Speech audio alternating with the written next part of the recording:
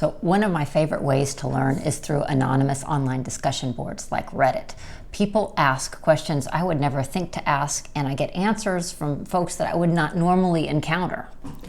So this week, an anonymous professor asked an audience of 310,000 college students this question: if you hate online classes, what would make them better? It's an important question because many students will find themselves in an online classroom this fall who would otherwise have preferred to learn in person. And the responses on this discussion board can help inform best practices for instructors from all backgrounds, ranging from grammar school all the way to graduate school. The highest rated response was this one right here. It highlights a few features. First, instructors should plan on posting their slides, and I think that's a reference to PowerPoint presentations that instructors like to use. Post those slides ahead of time so students can review the material and get ready for the online lecture. Online lectures are typically delivered at a pace that's much faster than in the classroom, so it creates a bigger challenge for students who are trying to take notes. Second thing that this author highlighted was that instructors should plan on recording synchronous meetings, and that allows students to replay any kind of class meeting that they may or may not have attended for note-taking later. And also those recordings are helpful for students who, for whatever reason, can't attend the synchronous meeting. And then the third thing that this author highlighted as being something that was a good practice that they could recommend was that instructors are advised to have a solid protocol for any sort of live discussion. Have some rules, have a plan. Don't let it just be a, hey, what do you think kind of question. Now, this respondent that had the top rated response also had some not so positive things to say about their experiences in online classes, stuff that instructors need to avoid.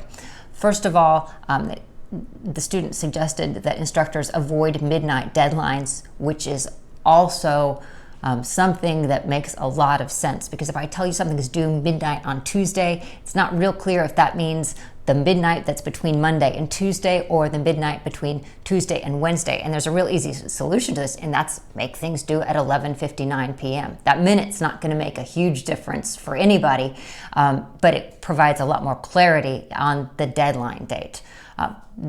Also noted within the discussion was that students really appreciated having assignments due on the same day every week. So discussion posts are always due on Thursday, or essays are always due on Sunday. That kind of predictability helps students plan their weeks out, and then they don't open up their course and go, oh, I didn't see that coming.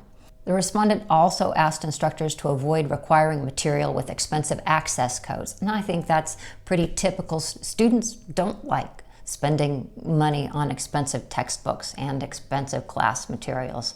And there is a movement in academia to move towards open educational resources. It allows us to get rapidly updated material out to students. I think it's a good trend. So look for free resources as you build your online courses. There's a lot of them. And then the third thing that the student pointed out as being something that instructors should avoid, I will be honest, it broke my heart. It was discussion boards. I mean, as an ethicist, discussion boards are my life. It's important that students get to both experience applications of a theory and learn that other people who they might agree on a lot of things with might be coming from a very different perspective and have different interpretations. That's super important in a class like ethics. So a closer look at the refining comments indicate that it's not necessarily discussion boards. It might be discussion boards that are disguised as papers. So one student said, the issue is the requirement for 2 new posts that need to be 4 paragraphs, contain 3 citations, 2 links, no less than 1,000 words, plus 3 responses that need to be 3 paragraphs, contain 2 citations, and no less than 500 words each week, in addition to homework. So I don't know if this is going to apply to me or not, because I do think it's important for students to issue substantive posts and to go through the action of collecting evidence for their beliefs. I think that's important.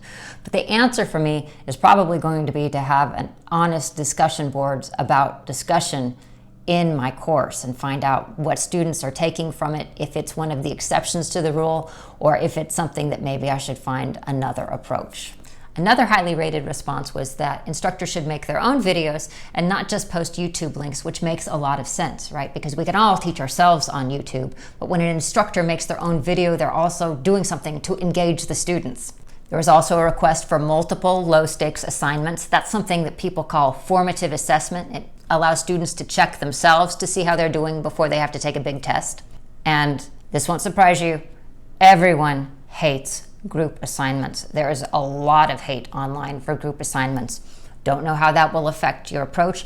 I personally hate group assignments, so I kind of understand where they're coming from. Try to avoid giving them as assignments. I will say the only time that I have seen group assignments work is when each person in the group has a very clear, defined role and several early deadlines so that other members of the group have a chance to pick up the pieces if somebody drops the ball. The very last thing I noticed about the responses to the question about what students hate about online learning was something that was a surprise to me, because as someone who almost always teaches online, I thought all instructors followed best practices on this, which is on the first day of the course, my students know what's going to happen every week of the semester. They know what the assignments are going to look like. They know what the deadlines are. There's no surprises. There's no changes.